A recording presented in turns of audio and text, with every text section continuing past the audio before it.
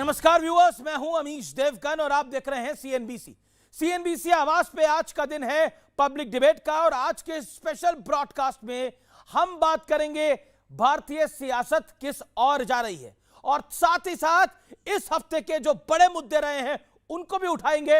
स्वागत है आपका सीएनबीसी आवाज के टक्कर के पब्लिक डिबेट एडिशन में।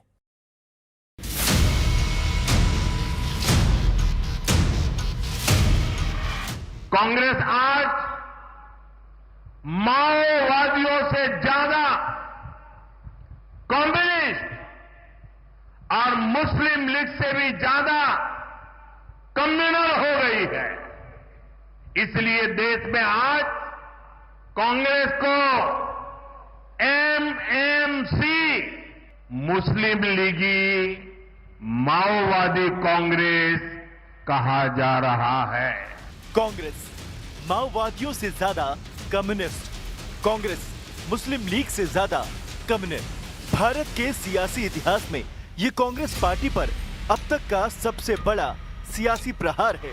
और बड़ी बात यह है कि पीएम मोदी ने कांग्रेस पर यह प्रहार केरल की धरती से किया, जहां हाल में ही निकाय चुनाव में बीजेपी ने झंडे गाड़े हैं।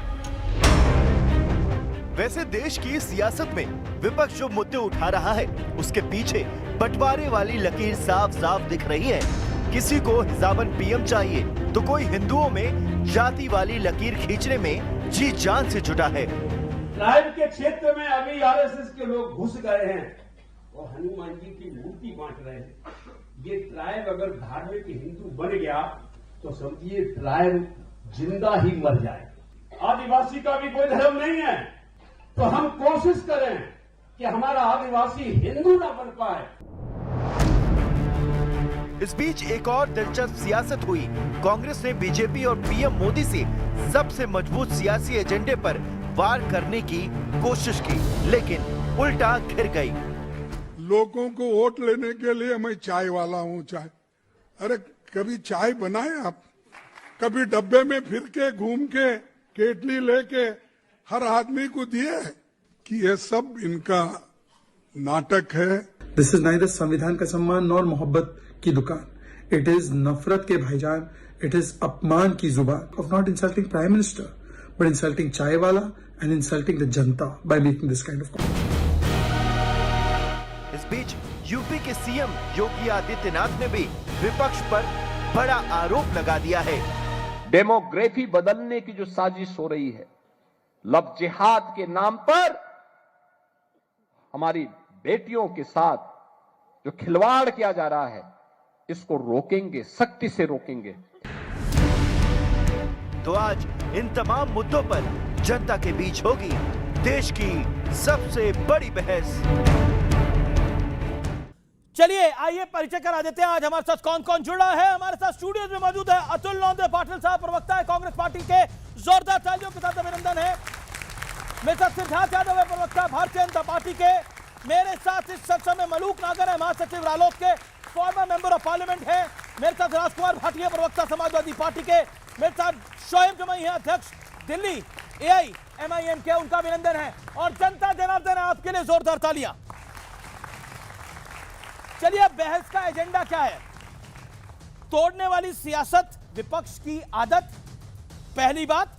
दूसरा एजेंडा, वोट बैंक के नाम पर विपक्ष किसी भी सियासी समझौते को तैयार खड़ा हुआ है। और क्या आज की कांग्रेस माओवादी और मुस्लिम लीगी हो गई है, जो प्रधानमंत्री नरेंद्र मोदी ने बोला है? इसके क्या मायने हैं? तो यह आज की बहस का एजेंडा है। शुरुआत अतुल लोंदे पाटिल से करते हैं। अतुल लोंदे पाटिल, प्रधानमंत्री को बोलना पड़ा कि आज की कांग्रेस एमएमसी है, माओवादी मुस्लिम लीगी कांग्रेस। क्या कहना चाहते हैं? 50 सेकंड। क्या जवाब देते? 91 रुपये 72 पैसे तक रुपया गया है डॉलर के मुकाबले। क्या जवाब देते हैं? तजाकिस्तान से और मालदीव से हमारे मिलिट्री पॉइंट्स को हटाना पड़ा। क्या जवाब देते विश्वगुरु? और क्या जवाब देते ट्रंप को? तो यही धंधा है उनका। हिंदू मुस्लिम, एक छोर पे मुस्लिम को खड़ा करो, दूसरे छोर पे खुद खड़े रहो। और बीच में क्या हो रहा है? तो शंकराचार्य को उसका अधिकार नहीं दिया जा रहा है। बीच में क्या हो रहा है? तो ब्राह्मण पंडितों की जटाओं को पकड़कर खींचा जा रहा है। और क्या हो रहा है बीच में मणिकर्णिका घाट गिराया जा रहा है। और देश का सबसे बड़े राज्य का मुख्यमंत्री झूठ बोल रहा है एआई करके। कल पहुंच गए थे हमारे लोग। और सबसे बड़ी बात बताऊं अमिश जी, महाराष्ट्र में एमआईएम के साथ आप चले गए आकोट नगर परिषद में, कल अचलपुर नगर परिषद में चले गए और कहते हम नहीं गए, और जब कोऑप सदस्य की बात आती है तो उनको सपोर्ट कर देते हैं। तो जो मेन मुद्दा है इस देश का, ये जो युवा बैठे हैं, जो बेरोजगार है, उनकी चर्चा नहीं करनी है। जो हमारी विदेश नीति जो असफल हो गई उसकी चर्चा नहीं करनी है। जो रुपया जा रहा है, अगर रुपया 95 रुपए के ऊपर जाएगा तो किसी दिन एक हाथ नेशनलाइज बैंक घुस जाएगी, उसकी चर्चा नहीं करनी है। अर्थव्यवस्था की चर्चा नहीं करनी है। आईएमएफ हमें सी ग्रेड में डालता है, उसकी चर्चा नहीं करनी है। युवाओं की चर्चा नहीं, महंगाई की चर्चा नहीं, महंगाई की चर्चा नहीं है, और बलात्कारियों के पीछे खड़े रहने का काम करके हमारे ऊपर दोष मढ़ते हैं जो संविधानवादी बात करते हैं। ओके ओके, आपके पास अपने मुद्दे नहीं है इसलिए माओवादी मुस्लिम लीगी कांग्रेस, आप देश को तबाह कर रहे हैं इसलिए माओवादी मुस्लिम लीगी कांग्रेस। देखिए अमीश जी, देश की सच्चाई क्या है ये पूरा देश जानता है। हम तो सबका साथ सबका विकास कहते हैं। ऐसे ही तो नहीं हो गया कि देश चौथी सबसे बड़ी अर्थव्यवस्था बन गई। देश के अंदर 100 से ऊपर यूनिकॉर्न्स हो गए, $1 बिलियन की कंपनियां।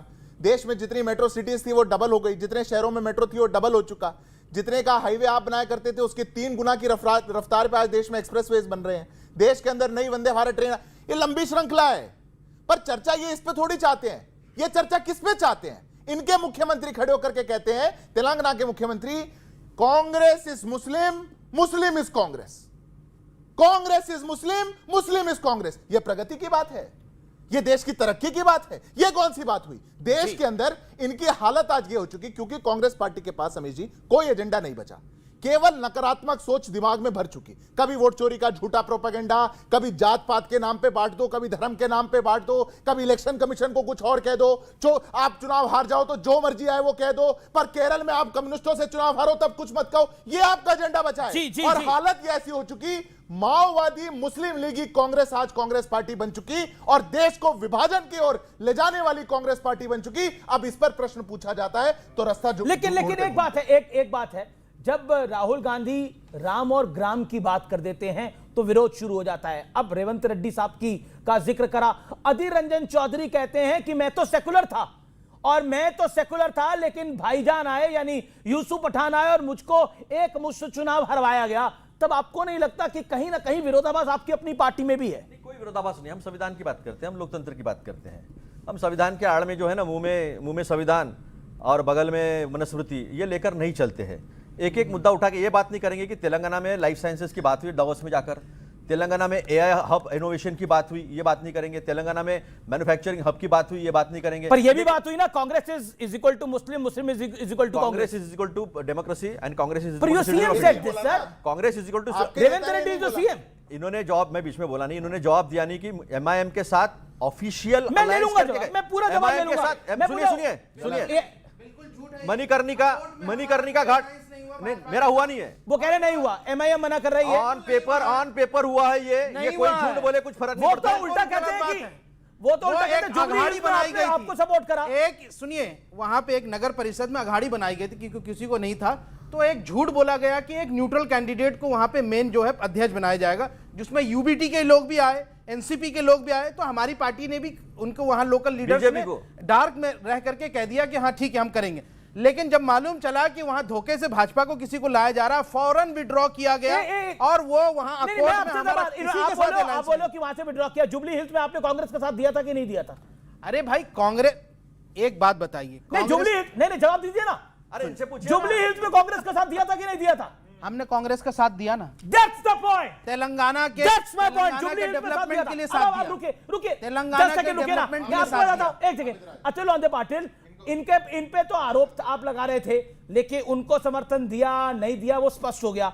जुबली हिल्स में आपका कैंडिडेट 3 बार से चुनाव हारा था क्योंकि एमआईएम वहां खड़ी होती थी। आपके सीएम ने रिक्वेस्ट करी कि तुम मत खड़े हो, तुम हमारे साथ आ जाओ, और वो साथ आए और आप चुनाव जीत गए जुबली हिल्स के अंदर। जुबली हिल्स में आपका साथ है, सरकार इन्होंने आपकी बचाई पहले और समर्थन यूपीए के साथ था। अब आप बताइए, एमआईएम का तो आपके साथ गठबंधन रहा है भाई। कितना खुशी हो जाती है ना, खुशी नहीं, पॉइंट रखा, फैक्ट रखा है। मेरी बात तो सुनिए, आप तो बोल रहे थे, मैं बोला नहीं। एकदम से आप जुबली हिल्स आए, उछल पड़े। लेकिन जब आकोट में और अचलपुर में इन्होंने किया, तब आपको नहीं एकदम जोश आया कि बीजेपी के साथ चले गए? बीजेपी के साथ चले गए, बिल्कुल ऑफिशियली गए। कब गए? कोऑप जो सदस्य है उसको सपोर्ट किया है। बीजेपी के, और बीजेपी के साथ ऑफिशियली गए, इन्होंने एक गुट बनाया है वहां पर। हम संविधान को मानते हैं, हम सब लोगों को नागरिक मानते हैं, हम नागरिकों को हिंदू और मुसलमान में बांटकर विभाजन की बात नहीं करते। देश का प्रधानमंत्री देश के अर्थव्यवस्था पे बात नहीं करता, बेरोजगारी पे बात नहीं करता, बलात्कारियों को साथ देने वाले बीजेपी को मीडिया सवाल नहीं करती, कुलदीप सेंगर पे सवाल खड़ा नहीं होता है, नहीं करते। वो कह रहे हैं बिल्किस बानो के बलात्कारियों को छोड़ने पे सवाल खड़ा नहीं होता है। प्रज्वल रेवन्ना के लिए मेरे देश का प्रधानमंत्री वोट मांगता है। मेरी बारी आ गई, अब सुनिएगा। देखिए कैसे ये लोग माओवादी मुस्लिम लीगी कांग्रेस है, इसका प्रमाण अतुल लॉर्ड ने पाटिल जी ने आपके शो पर दिया। के साथ जो लाइन ऐसी है, अब सुनिए ना, जो लाइन है मुंह में राम बगल में छुरी, उसको भी बदल के बोले, क्योंकि मुंह में राम बोल नहीं सकते। ना राहुल गांधी के मुंह से राम निकलेगा, ना इनके मुंह से राम निकलेगा। आज देश के अंदर यह स्थिति बन चुकी है, विपक्ष का नेता है, डिफेंस की कमेटी का सदस्य है, डिफेंस की कमेटी का टूर अयोध्या के अंदर जा रहा है, स्किप कर देंगे, राम मंदिर में ना जाना पड़ जाए, यह इनकी हालत हो चुकी है। जो हिडमा जिनने इनके नेताओं को छत्तीसगढ़ में मारा, जिस हिडमा ने पूरी कांग्रेस पार्टी के छत्तीसगढ़ की लीडरशिप को खत्म कर दिया, उसके समर्थन में जब लोग उतर करके इंडिया गेट में गए तो कांग्रेस पार्टी वाले ताली बजाने लग गए, माओवादियों के लिए ताली बजाने लग गए। ये जो ग्रसित मानसिकता हो चुकी कि हम कैसे तैसे वोट बैंक ले लें और माओवादी रास्ते पे उतर जाएं, देश में जो चिकन नेक को काटने की बात करें उनका साथ दें, आज उस कांग्रेस पार्टी की इस देश के अंदर जगह नहीं बची। सवाल अतुल लॉन्डे पाटिल ने बोला देश का विभाजन आप चाह रहे हैं, हिंदू मुस्लिम में डिवाइड आप करें। एक सेकंड मैं तो किया है, कैसे, किसकी सरकार थी, कौन था कांग्रेस पार्टी, विभाजन किसने किया, मैं जाऊं उसमें, जवाब नहीं दे पाएंगे आप।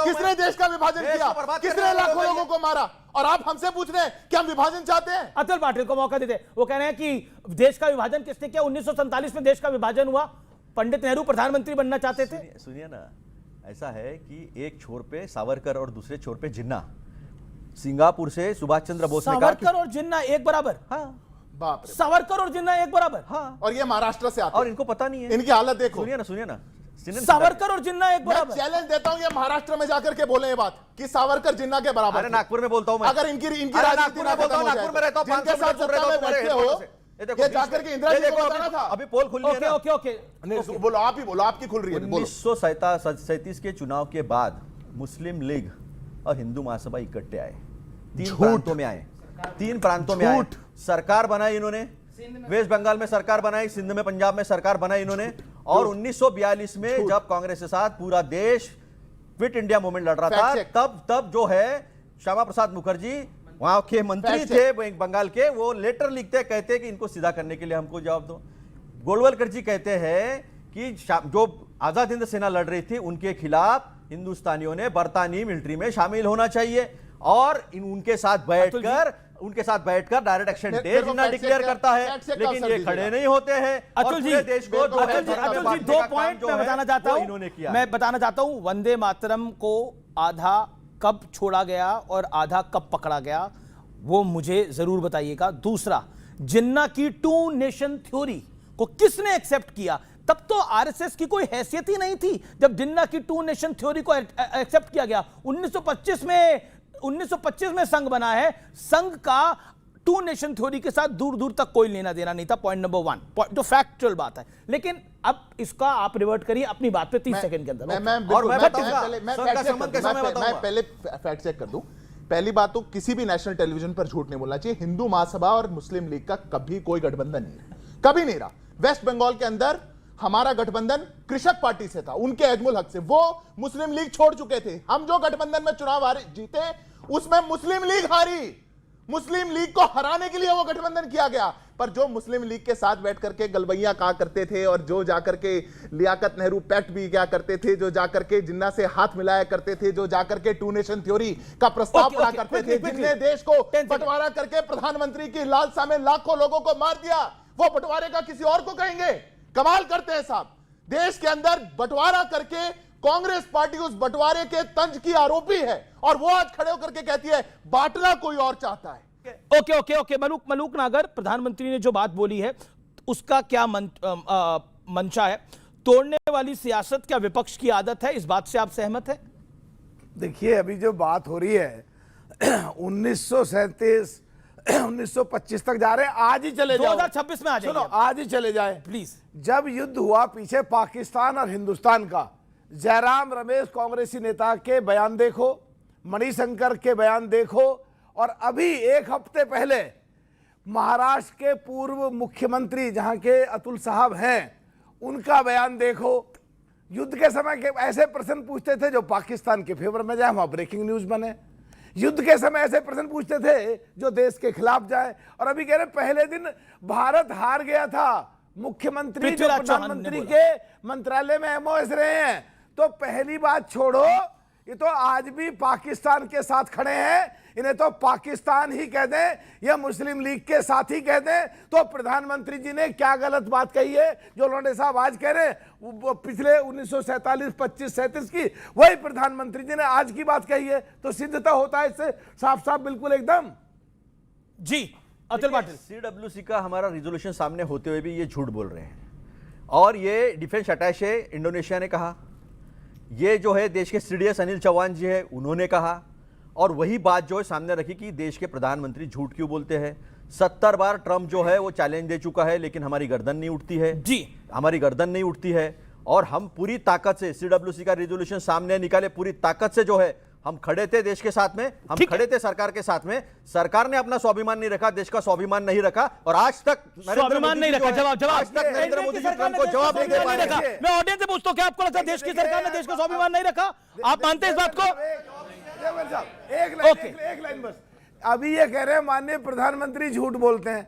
अरे राहुल गांधी जी संसद, बीच में मैं नहीं बोला था, फिर बीच में बोलने दूंगा मैं। अब राहुल गांधी जी संसद से निकल के संसद के परिसर में कहते हैं देश की इकोनॉमी डेड, और जबकि इनके प्रधानमंत्री मनमोहन सिंह 2004 से 2014 तक कह रहे थे हम 2040 तक देश की अर्थव्यवस्था को चौथे नंबर पर लाएंगे, और हमने 5वें नंबर पर ला दिया। तो ये क्या झूठ नहीं है? दूसरा, अरे कम से कम 60-65 साल कांग्रेस ने जो इकोनॉमी बनाई है उसको तो जीरो मत करो। ओके ओके ओके, मैं कहता हूं कि आपको लगता है देश की सरकार ने देश के स्वाभिमान को घटाया है? आप क्या कहते हैं इसके ऊपर? खड़े खड़े होकर बोलिए। ऐसा नहीं है। देश क्यों की नहीं लगता सरकार ने आपको? देश का स्वाभिमान, जब भी पाकिस्तान के साथ किसी भी तरह की इश्यूज होती हैं, देश की सरकार ने अपना पक्ष हर जगह हमेशा मजबूती के साथ रखा। जी, आपको लगता है मैडम देश की सरकार ने देश के स्वाभिमान को घटाया है? आप एग्री करती हैं इस बात से? I do not agree for this. क्या लगता है आपको? नहीं, मोदी जी ने स्वाभिमान कम कर दिया या बढ़ाया? मोदी जी ने बल्कि स्वाभिमान को बढ़ाया है, ना कि घटाया है। इस पे और कोई बोलना चाहता है अपनी बात? ये बड़ा विषय है। ओके ओके, आप क्या कहना चाहते हैं? देश का स्वाभिमान यदि बच रहा होता तो चाहवार से उल्टा नहीं भागते। इतना पोर्ट पे काम करने के बाद वापस भागा। आप कह रहे हैं स्वाभिमान, मोदी के राज में स्वाभिमान कम हुआ है? कम हुआ, बिल्कुल कम हुआ है। ओके ओके, जवाब इस बात का। एक सवाल आया, जवाब। ओके, देश का हर एक नागरिक आज अगर अपने दिल पर हाथ रखकर कहेगा तो हम सब जानते हैं देश का स्वाभिमान कितना बड़ा, और स्वाभिमान किसमें बढ़ता है मैं ये भी पूछ लेता हूं। जब 26/11 हुआ तो देश की सेना तैयार थी, देश के सेना के अध्यक्ष कह रहे थे हम तैयार थे, पॉलिटिकल विल नहीं थी, इसलिए हमने हमला नहीं किया। और उसके बाद एक साल के अंदर पाकिस्तान के साथ बैठ करके अल शेख डायलॉग के अंदर बैठ करके उनके वीजा को लिबरलाइज कर रहे थे। आज भारत घर में घुस करके मार रहा है, 300 किलोमीटर अंदर जाकर के मिसाइल दाग दे रहा है, तो इनको स्वाभिमान घटता दिखता है। नजर में किसकी कमी है मैं ये पूछना चाहता हूं। ओके, क्या आपको लगता है साउथ कुमार भाटी देश का स्वाभिमान कम हो रहा है? आप एग्री करते हैं? Your take on this? निश्चित तौर पर कम हो रहा है। अभी सिद्धार्थ भाई कह रहे थे कि 26/11 में सेना तैयार थी। सेना तो जब संसद पर हमला हुआ था तब भी तैयार थी। सेना तो जब जसवंत सिंह आतंकवादियों को लेकर अफगानिस्तान छोड़ के आए थे तब भी तैयार थी। और सेना तो जब कारगिल में घुसपैठिए घुस रहे थे, इंटेलिजेंस की रिपोर्ट थी, अटल बिहारी वाजपेयी जी की सरकार चुप बैठी रही और कारगिल पे पाकिस्तान ने कब्जा कर लिया। सेना तो तब भी तैयार थी। कांग्रेस के शासन में देश का मान सम्मान बहुत घटा। कांग्रेस के शासन में 65 में पाकिस्तान को धूल चटाई, 71 में पाकिस्तान के 2 टुकड़े कर दिए। कांग्रेस मतलब देश विरोधी पार्टी थी। आपने शुरुआत की शो की कांग्रेस पर बड़ा प्रहार नरेंद्र मोदी का। हमारा दुर्भाग्य है कि इस देश को इतना हल्का प्रधानमंत्री मिला है जो विपक्षी पार्टियों पर प्रहार करता है। विपक्ष के ऊपर प्रहार करना चाहिए बीजेपी के प्रवक्ताओं को, बीजेपी के अध्यक्ष को। प्रधानमंत्री पूरे देश का होता है, सबका होता है। प्रधानमंत्री को प्रहार करना चाहिए महंगाई के ऊपर, बेरोजगारी के ऊपर, भ्रष्टाचार के ऊपर, सांप्रदायिकता के ऊपर, जातिवाद के ऊपर। उन पर तो प्रधानमंत्री चुप रहते हैं। और अगर प्रहार का ही शौक है तो ट्रंप के ऊपर प्रहार करो, जो देश को लगातार बदनाम कर रहा है, देश का अपमान कर रहा है। प्रधानमंत्री, भारतीय जनता पार्टी कार्यशैली तो ये होगी है, जो इनका समर्थन ना करे वो हिंदू नहीं है, जो इनका समर्थन ना करे वो भारतीय नहीं है, और वो समर्थन ना करे तो वो पत्रकार नहीं है, उसे चैनल से निकलवा देते हैं। और अब तो हद तब हो गई कि अगर इनसे सवाल पूछ ले तो शंकराचार्य भी नहीं है। देखिए, सबसे पहली बात तो इस शो में बीजेपी कांग्रेस के प्रवक्ता द्वारा एक झूठ बोला गया। मैं बड़ा सम्मानपूर्वक इसको रिजेक्ट करता हूँ। देखिए, कांग्रेस की मुसीबतें सभी कांग्रेस को बजा रहे हैं। नहीं ओके, अब कांग्रेस को यहाँ से सड़क पे बैठी हुई 6 घंटा और रुकवा दी। कांग्रेस के हाल ही ऐसे हो गए, जो आता है ढोलक बजा के चला जाता है। मैं क्या करूं, इसमें हमारी कोई गलती नहीं है। अब आप सुनिए, ये शब्द इन्हीं के थे, ये शब्द इन्हीं के थे। पहली बात तो यह है कि बीजेपी और एमआईएम का कभी कोई अलायंस नहीं हो सकता। ठीक है, ये समंदर के दो छोर हैं जो कयामत तक साथ नहीं आ सकते। पहली बात, ये झूठ बोला, अकोट के मामले में भी झूठ बोला गया और वो खत्म हो गई बात, उसको विड्रॉ कर लिया गया वहां अगाड़ी से, और उनको चेतावनी भी दे दी गई जिन्होंने ये किया। अच्छा, आपने ये बात क्यों बोली, कांग्रेस एक ऐसा ढोल है इसे हर कोई बजा देता है, ये क्यों बात बोली आपने? अब देखिए, बिहार में क्या हुआ, हमने कहा था अलायंस करने के लिए, इतनी बड़ी पार्टी 66 सीट पे लड़े और लाए 5 सीट। सबसे पुरानी पार्टी को धमका रहे हैं आप। नहीं, मैं धमका नहीं रहा हूं, ये प्यार से हुल दे रहे हैं भाई। इन्होंने कहा ना, मैंने इनकी बात पे कह दिया। अब वो कांग्रेस की इतनी जो है, ये जो लीडरशिप है इतनी कमजोर है, मैं क्या करूं इसमें। वो मोदी जी का मुकाबला खुद नहीं कर पा रहे हैं। अब वो मम्मी चॉकलेट कौन ले गया हाथ से, उसका ठीक रहा एमआईएम पे फोड़ते हैं। जब भी चुनाव हारते हैं कहते हैं एमआईएम ने हरा दिया। अब मैं इसका जवाब दूं, देखिए, कांग्रेस को ये मालूम होना चाहिए कि नागपुर, चूंकि नागपुर का मैं कैंपेन इंचार्ज था इस चुनाव में, तो वहां हमने 7 सीटें जीत करके आए। 5 बीजेपी के काउंसलर को हराया एमआईएम के कैंडिडेट्स ने, प्रभाग नंबर 3, और एक कैंडिडेट हमारा वैसा जीता जो फहीम खान, जिसका घर तोड़ दिया गया था, वो हमारी टिकट से चुनाव जीते हैं, पार्टी के चुनाव जीते हैं।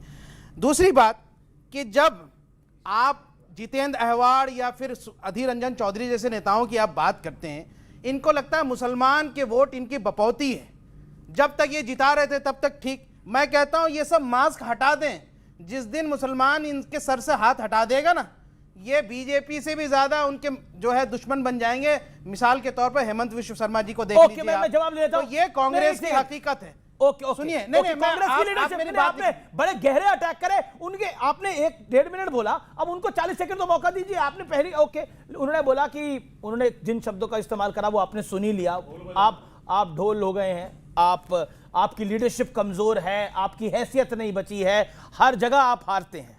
देखिए, रोते बहुत हैं, बस मानने नेता। नहीं, चलिए, मैं तो हर चुनाव के बाद रोते हैं। अच्छा, ठीक है। अरे भैया, हराओ ना मोदी को, हराइए यहाँ से, मोदी जी को हराइए, बीजेपी को हराइए, आरएसएस को हराइए, पर आप खुद नहीं हरा पाते हैं और ठीकरा फोड़ते हैं। एमआईएम ने ऐसा कर लिया, लड्डू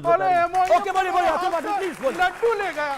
अरे भाई, काहे इतना लोते हो, एकदम लोतलू बन गए ये लोग, रोतड़ू हो गए हैं आप लोग। देखिए, ऐसा है कि हमने अमरनाथ में हमारे लोग बीजेपी के साथ गए, 12 के 12 को हमने पार्टी से निकाल दिया, और बीजेपी और एमआईएम हिदायत ही देते रहे। सुनो ना, अभी ढोल बजाता हूं ना मैं, तो अभी इन्होंने क्या किया, इन्होंने हमने हिदायत दी और फिर धीरे से सपोर्ट कर रहे, अलग गुट बना रहे और एक दूसरे के साथ में चल रहे। तो कौन किसकी ए टीम है और कौन किसकी बी टीम है, ये अच्छे से पता चल गया है। और ये कहते हैं आप रोते बहुत हैं। नहीं, वो कहते हैं कि हमको इसने हराया, उसने हराया। अरे हम तो कभी तुम्हारे साथ आ नहीं सकते ना, बीजेपी और एमआईएम। पर तो आप आए हैं इनके साथ ना, जुबली हिल्स में, सुनिए ना, यूपीए 1 में, सुनिए ना, ये जो है एमआईएम हो या बीजेपी हो, ये दोनों कम्युनल पार्टीज है, इनके साथ हम कभी नहीं आ सकते। बीच में बोला नहीं मैं शोएब भाई, तो बीच में बोल के मैं भी कर सकता, फिर पापा ने रुकवा दी 6 घंटा और आके फिर बताना पड़ा कि नहीं, पापा ने नहीं रुकवाई करके, ये बताना पड़ा था। हम ये सब वो कह रहे हैं रोते बहुत हैं, आप रोतलू पार्टी हैं। नहीं, काय की रोतलू पार्टी है? अरे हमने कार्रवाई की, हमने कहा रोते बहुत हैं। अरे रोते, हारते हैं फिर रोते हैं। अरे शिवसेना ने बोला आप आते हैं, पोस्टर लगाते हैं, चुनाव हारते हैं, निपट जाते हैं, घर चले जाते हैं।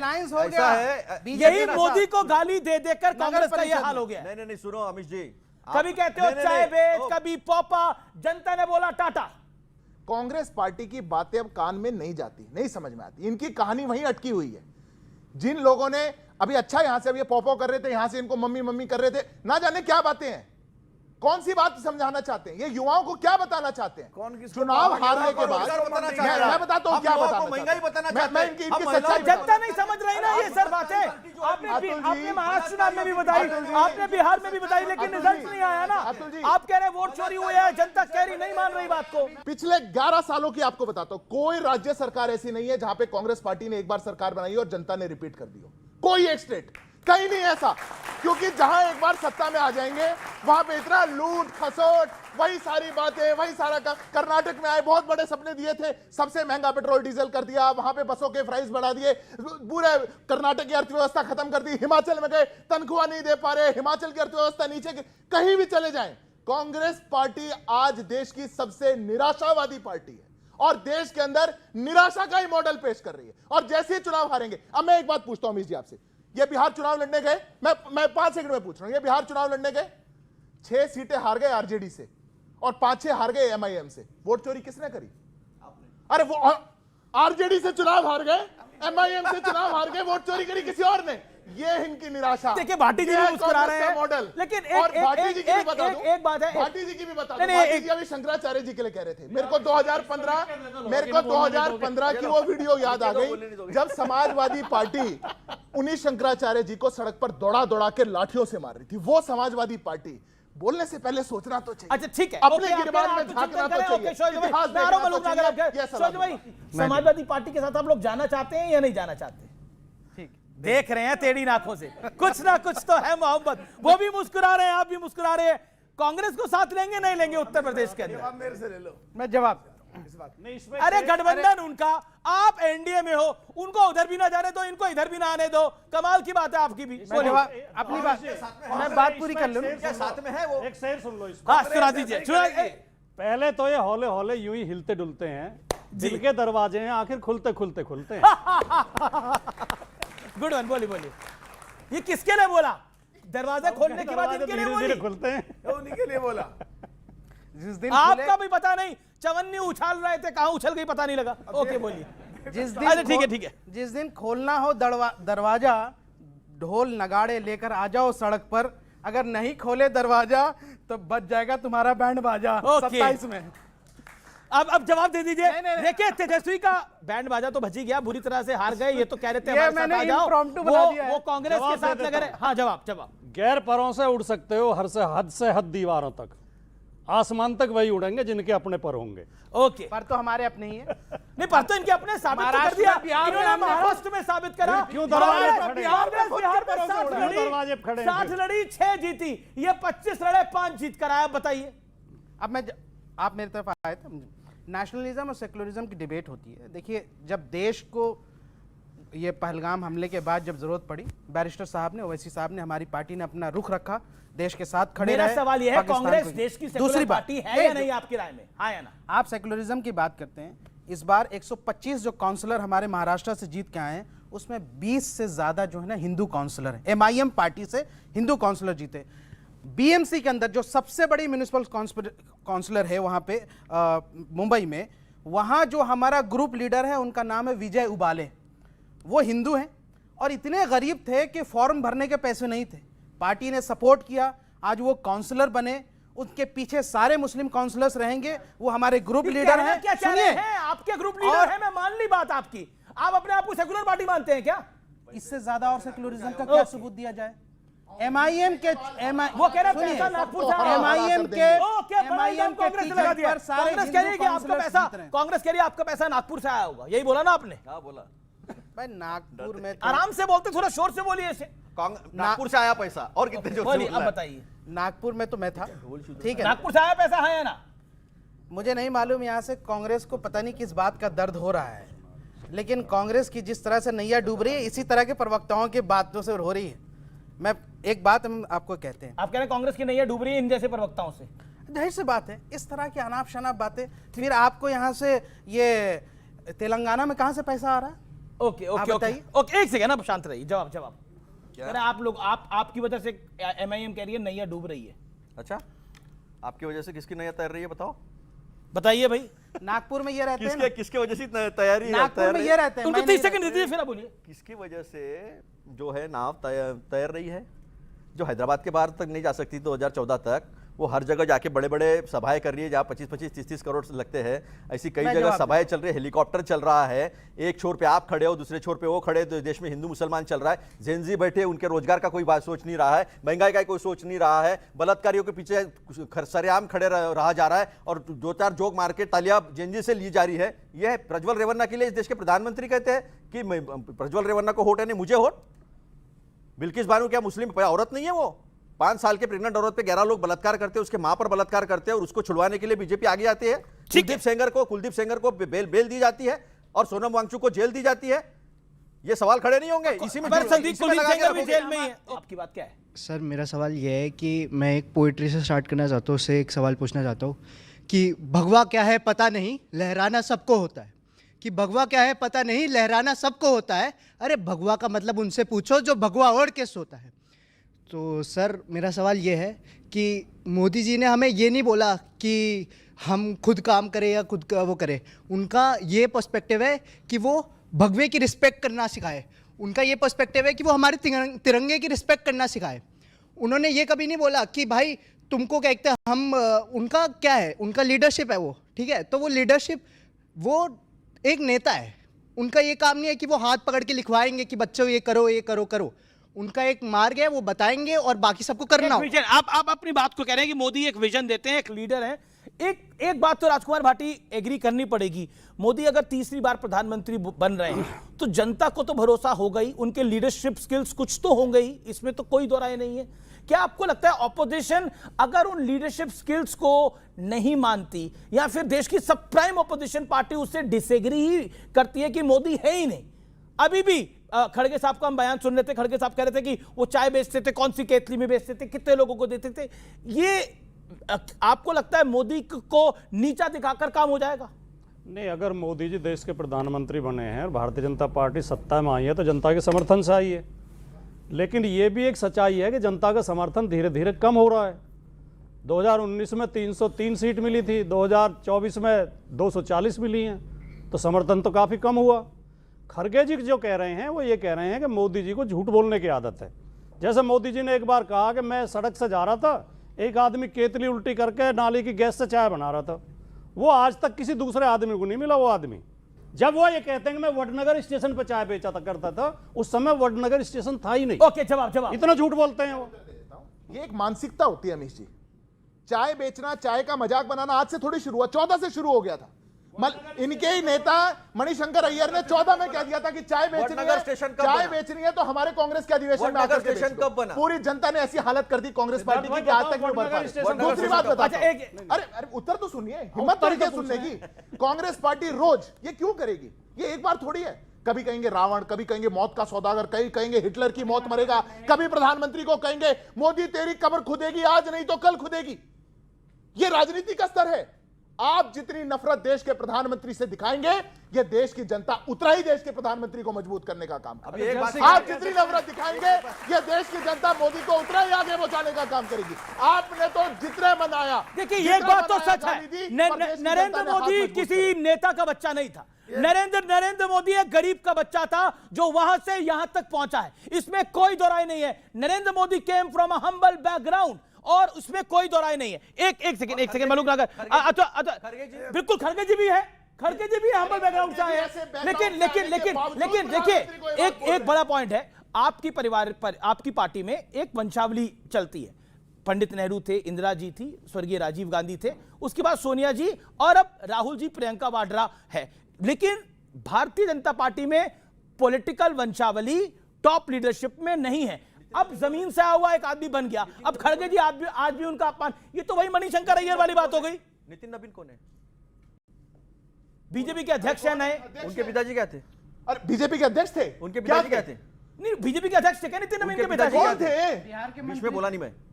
कौन थे? बीजेपी के अध्यक्ष थे क्या उनके पिताजी? कौन थे? फिर कौन थे? बताओ देता हूं। उनके पिताजी विधायक थे। कमाल है, ये वंशावली है। 40 लोग ऐसे हैं, 40 लोग जो है नितिन नवीन के पिताजी के डेथ के बाद नितिन नवीन को टिकट मिला, वो एमएलए थे, बीजेपी के नेता थे।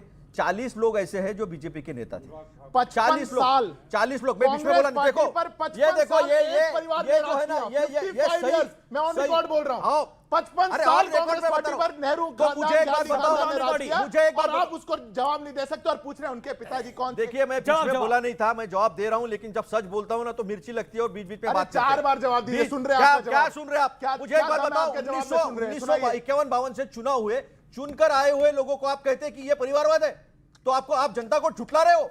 जिन्होंने हमको 2/3 से ज्यादा मेजोरिटी दी है उनको झुठला रहे हो, और ये लोग हमें बताएंगे हमने तो बलिदान दिए हैं।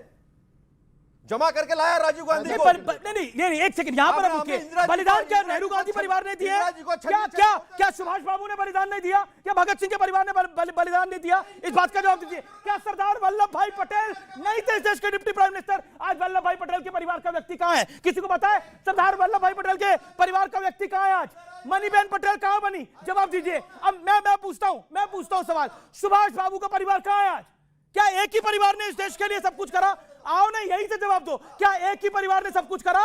क्या एक ही परिवार के लिए सब कुछ था? परिवारवाद की बेला चली, इस देश की आम जनता ने उस बेला को रिजेक्ट किया साल 2014 में। बीजेपी वाले को बोलने दो ना। बीजेपी को नहीं, सत्य और सत्य है सर। 2014 में परिवारवाद की बेला को रिजेक्ट किया गया। आप जवाब क्यों नहीं ले रहे? इंदिरा जी के पहले मणिबेन को टिकट दिया, मणिबेन हारने के बाद मणिबेन को राज्यसभा में लाया, डायमा भाई को भी, उनके बच्चे को जो है उनको भी राज्यसभा में लाया, उनको भी लोकसभा में लाया। सुनो, एक बात, और ये लोग भगत सिंह का नाम लेते हैं। भगत सिंह को 1931 में फांसी दी, तब आरएसएस 1925 में आया था, लेकिन आरएसएस ने एक चिट्ठी भी नहीं लिखी कि भगत सिंह को, देखो बीच में नहीं बोलना। देश की एक पार्टी पर राज करती है, वो ठीक है कि गलत है? मैं केवल इतना पूछ रहा हूं। देखो, आपका हक नहीं बनता क्या? 2047 में भाजपा का अध्यक्ष कौन होगा कोई नहीं कह सकता। कांग्रेस का अध्यक्ष मैं बता देता हूं, या तो हाईकमांड होगा या इनका अध्यक्ष होगा, पर होगा नेहरू गांधी खानदान से। यह सच्चाई है इनकी। हमारा कौन होगा नहीं पता। हमारा अध्यक्ष है ना, सुनियो जैन जी, सच सुनियो, चिल्लाने से सच नहीं होता है। देखिए, मैं अपमान की बात कर रहा हूं। कोई कह रहा है मोदी चाय बेचता है, उसका प्रूफ लेके आए। आप यहाँ पे पॉपा करे जा रहे हैं तब से। यही कह रहा हूं, मोदी का जब अपमान करेंगे देश की जनता जवाब देगी। आप सुनिए ना, आप देखिए, दिल्ली में आप शून्य पे आ गए। आप यूपी के अंदर 40 साल से सत्ता में नहीं है, बिहार में 35 साल से सत्ता में नहीं है, महाराष्ट्र में आपका क्या हश्र हुआ बताने की आवश्यकता नहीं है। दिल्ली में 3 बार से 0 आ रहा है, बंगाल में पिछली बार भी 0 आया। देखिए, 26 में बंगाल में चुनाव है, 27 में सबसे बड़ा चुनाव उत्तर प्रदेश का है। बड़ी बात यह है उत्तर प्रदेश के अंदर, क्योंकि कांग्रेस का भी बिहार में बहुत बुरा हाल हुआ है, और हमने देखा महाराष्ट्र के निकाय चुनावों में भी कांग्रेस का क्या हश्र हुआ है, ये किसी से ढका छुपा हुआ नहीं है।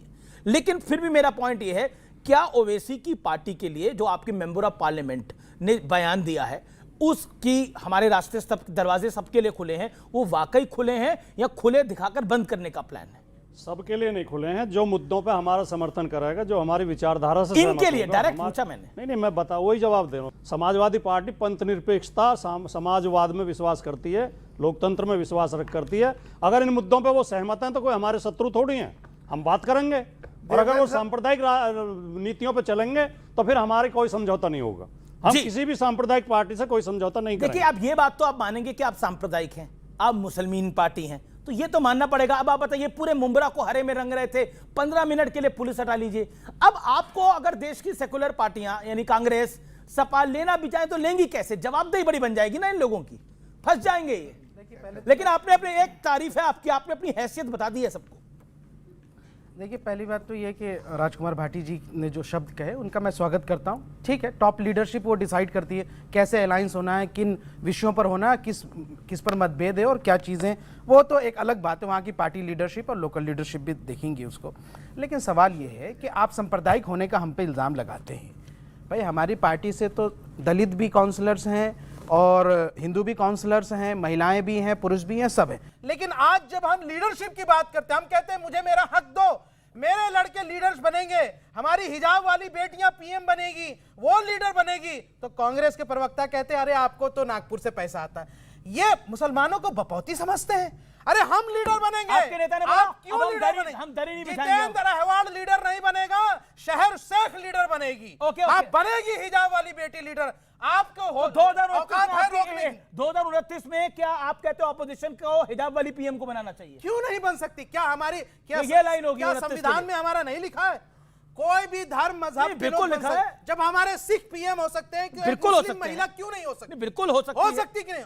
महिला सशक्तिकरण क्यों नहीं हो सकता? नहीं, क्या आपको बर्दाश्त नहीं हो रहा? मेरे को आपको पच नहीं रहा? अरे होना चाहिए। कांग्रेस। राजकुमार भाटी आपका जवाब। राजकुमार भाटी आपका जवाब। अगर शोएब भाई एक राजनीतिक पार्टी के प्रवक्ता हैं तो इन्हें राजनीतिक भाषा बोलनी चाहिए। मुसलमान दरी नहीं बिछाएगा। हाँ, किसी एक वर्ग की बात नहीं करनी चाहिए। यही तो सांप्रदायिकता होती है। वो हिंदू की बात करते हैं, ये मुसलमान की बात करते हैं। वो कह रहे वोट चाहिए आपको मुसलमान का। M-Y समीकरण आप ही का था। सबकी चाहिए, खाली क्यों एक नहीं हो वर्ग की नहीं सकती? चाहिए। मैं ये कह सकता हूँ इस तो देश उन्हें में सबकी हमारे बात करनी चाहिए। सिख प्रधानमंत्री हो सकते हैं, हमारे हिंदू प्रधानमंत्री हो सकते हैं, तो मुस्लिम महिला भी ओके। प्रधानमंत्री हो एक- सकती है। एक देखिए, क्या आप- कांग्रेस इसका विरोध करती है? क्या मुस्लिम के प्रधानमंत्री बनने पर में- क्या समाजवादी कांग्रेस पार्टी में विरोध करती है? जात सवाल, रहित धर्म सीधा रहित सवाल। ओके, पूछिए क्या मुस्लिम ओके, लीडरशिप मुस्लिम का प्रधानमंत्री विरोध का विरोध करते है? हैं कांग्रेस वाले? हमारा विरोध सवाल। किसी भी धर्म संप्रदाय से नहीं है, सभी नागरिक, और हमने उपराष्ट्रपति बनाए हैं, राष्ट्रपति बनाए हैं, बड़े बड़े पदों पर हमारे यहाँ सभी जात संप्रदाय के लोग रहे हैं, क्योंकि हम सबको नागरिक समझते हैं, संविधान में विश्वास करते जी, हैं। जी। ये बराबर केवल हिंदू की बात करेंगे, वो बराबर केवल मुसलमान की बात करेंगे। वो कह रहे हैं और एक- मुसलमान अब दरी नहीं बिछाएगा, खैर वोट बैंक नहीं है, कभी भी उसे नहीं- हक दीजिए अपना। कभी भी नहीं बिछाता था वो, अभी बीजेपी के लिए काम नहीं विजय करेगा, वाले ये हमारे होगा। ग्रुप और में पहली बात, लीडर एक बात, अवैसी ऐसा इकलौता विपक्ष का नेता है जिसके ऊपर ईडी इनकम टैक्स सीबीआई की रेड नहीं हुई है। वो तो अखिलेश यादव पे भी नहीं हुई है, अखिलेश यादव पे भी नहीं हुई है। सुनो सुनो, अखिलेश यादव पे हुई है क्या? अखिलेश यादव ईमानदार नेता, उन पर क्यों होगा? तो फिर ओवैसी ईमानदार नहीं हो सकते क्या? ओवैसी ईमानदार नहीं हो असुद्दीन सकते? ओवैसी देखो, साहब ना कभी आप मंत्री देखो, रहे, अगर ऐसी बात ना है, किसी नहीं विभाग को उन्होंने जैन जी संभाला। सुनिए ना शोएब भाई, अगर इन्होंने कहा कि भ्रष्टाचारी लोगों पे ईडी इनकम टैक्स, आप कह रहे हो ओवैसी डर गए? सुनो ना, अब कह रहे हो ओवैसी डर गए? सुनो ना मेरी बात, हाँ, जवाब तो लो मैं पूरा। तो सुन दे रहा हूं। तो फिर जिन लोगों के ऊपर ईडी इनकम टैक्स सीबीआई के आपने रेड्स किए, जिनके ऊपर आपने आरोप लगाए, उनको पार्टी में लेकर बड़े बड़े पद क्यों दिए? मेरे ओवैसी- महाराष्ट्र में तो सबसे ज्यादा दिए। ओवैसी ईडी से डर क्या गए बात भाई? कर रहे हैं आप? भ्रष्टाचार की बात करते हैं ये बड़ा भाई। तो साथ में है तो डरने की बात क्या है? राहुल गांधी जब बीजेपी हमारे भाई भाई अच्छा, है, बोले, तो डरना राहुल क्या है? गांधी जी को शेरवानी से वो डर गए हैं, हैदराबादी बिरयानी देखो, से डर फिर- गए हैं। फिर जात संप्रदाय ठीक है पे, ना? फिर धर्म पे ये आएंगे, ये फिर ये मुसलमान असल में की बात डरपोक करेंगे, है। पूरे देश के लोगों ये की जनता की डरपोक बात नहीं असल में करेंगे। ये कौन डरपोक है? ये मोदी जी को हरा नहीं पाते, ये बीजेपी को काउंटर नहीं कर पाते, 240 पे लाने ये वाले हम ही हैं। आरएसएस को यहाँ से काउंटर नहीं कर पाते, ठीकरा हम पर फोड़ते हैं। अरे हम भाई, किसी पर ठिकरा नहीं फोड़ते। ओवैसी जी ना कभी मंत्री रहे, ना कभी मुख्यमंत्री रहे। आपकी पार्टी इतनी बड़ी भ्रष्टाचारी पार्टी थी, कोल स्कैम आपने किया, 2G स्कैम आपने किया, फलां संभल स्कैम के बात आपने करो, किया, सारे क्योंकि स्कैम सब आपकी एक्विट हो गए, पार्टी में रहे, सब एक्विट हो तो गए। भाई सारे भ्रष्टाचारियों बीजेपी के को राज में लिस्ट कोल आपकी स्कैम पार्टी आपने में, आरोप किए तो भाई थे, 2G ईडी के आरोप सीबीआई किए थे, तो उधर ही CBI रहेगी ना। सब एक्विट हो गए। इंटरेस्टिंगली अब इस पे सिद्धार्थ यादव का भी जवाब आता है, और ऑडियंस आप अपने सवाल तैयार रखिए। जितनी लड़ाई अभी आपने इन दोनों के बीच में देखी, वो केवल एक एजेंडा के लिए, एक वर्ग विशेष का वोट चाहिए और कुछ नहीं। ये बताएंगे कि हम ज्यादा हितैषी हैं, हम बिरयानी अच्छी बना लेते हैं, हम शेरवानी बहुत अच्छी पहनते हैं, और ये कहेंगे राहुल गांधी तो पैदा ही शेरवानी पहनकर हुए थे, वो तो सबसे अच्छे वाले हैं, वो तो सबसे ज्यादा माइनॉरिटी को अपील करते। ये समस्या है और कुछ नहीं। और अगर एमआईएम सेक्युलर पार्टी है तो फिर देश में लोमड़ी भी शाकाहारी है। मैं इतना ही कहना चाहता हूं। तो सीएन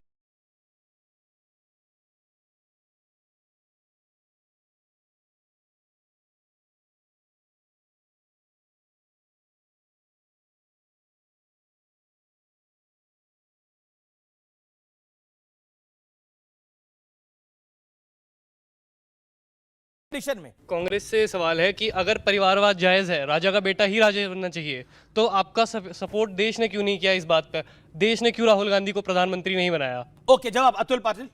ये बात इतनी भी सच्ची है कि 1952 से लेकर 2014 तक इंदिरा जी को चुन के दिया, पंडित जवाहरलाल नेहरू जी को चुन के दिया, राजीव गांधी को चुन के दिया, सोनिया जी को चुन के दिया, तो ये तो जनता ने चुन के दिया ना। कि अब क्यों नहीं चुन रहे? नहीं, अब क्या गलती हो गई? एक सेकंड सुनो, राहुल जी की बात सुनो, हो रही सुनो। है, इंदिरा जी की नहीं हो रही। राहुल जी 1952 से राहुल रुको पता है उन्हें, पता है। चुनाव जीते हुए हैं 1952 से लेकर 2014 तक। इनके भी ये 900 चुनाव हारे हैं। ठीक है, ये 90 चुनाव तो की मतलब बात आप करते भी हैं। 900 पहले अब हारेंगे, दूसरी फिर बात, आएंगे। राहुल जी चुनाव आपकी भी जीते हैं। प्लानिंग 900 हारने की है, उसके बाद आने की है। मेरा बीजेपी से सवाल है कि अभी रिसेंट में हुआ है शंकराचार्य जी पे, ठीक है, जिनमें पंडितों के चुर्कियों को पकड़ के उनको मारा पीटा गया है, क्या ये सही है? जो पार्टी अपने आप को सनातनी बताती है, क्या ये चीज सही है, या क्या ये चीज सही की गई है एज अ सनातन के तौर पे?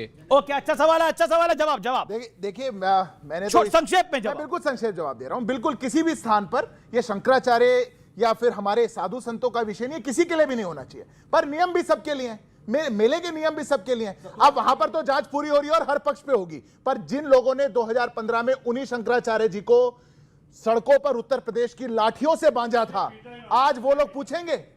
आज दौड़ा के जिन्होंने पीटा था, आज वो लोग पूछेंगे? राजकुमार भाटी जवाब।